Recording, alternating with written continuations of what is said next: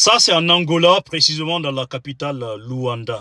C'est-à-dire, les images que vous voyez là, ce sont les boutiques et magasins de certains commerçants guinéens. Malheureusement, on nous apprend que dans ces 2 derniers jours, plusieurs commerçants guinéens ont été victimes de tout ce que vous connaissez, mes frères. Que ce soit vandalisme, perte, vol de marchandises, pillage et tout ce qui s'ensuivent de la part de certains manifestants angolais en colère contre leur gouvernement. Au lieu d'aller s'attaquer au bien de l'État, aller s'attaquer à leurs autorités, c'est-à-dire aux autorités angolaises, comme ils sont en colère, malheureusement, ce sont les pauvres commerçants étrangers installés sur leur territoire, ça fait plusieurs années, qui payent les frais.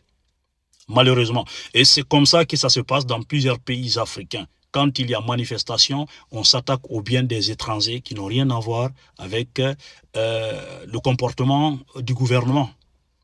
Ok? Malheureusement. Et comme vous le savez, certains Guinéens ne sont pas les bienvenus en Angola. Oui, certains vont dire oui, nous sommes bien installés ici, à l'harmonie, c'est rentré, sorti. Mais c'est dans l'hypocrisie. C'est quand il y a une situation pareille que vous allez connaître le vrai visage de certains Angolais. Et ce qui s'est passé. J'ai vu le témoignage de certains commerçants guinéens. Je vous assure, c'est dur. Ok? Que quand les manifestants sont venus, ils ont détruit leurs magasins, ils ont tout emporté, rien n'est resté. Rien du tout. Il y a d'autres qui ont perdu des milliers d'euros. Des milliers d'euros. C'est-à-dire, ils avaient dit que dans les jours à venir, là, certains vont se retrouver dans la rue. C'est-à-dire, c'est la pauvreté qui va frapper à leur porte. Malheureusement.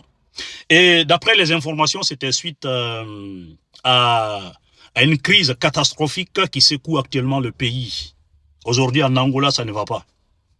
En Angola, là, ça ne va pas. C'est-à-dire, c'est la hausse du coût de la vie. Ok? Tout est à la hausse actuellement. Et c'est ce qui a d'ailleurs motivé quelques 2000 et quelques manifestants à sortir dehors.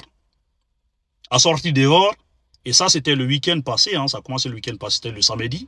C'était par rapport à la hausse des prix du carburant.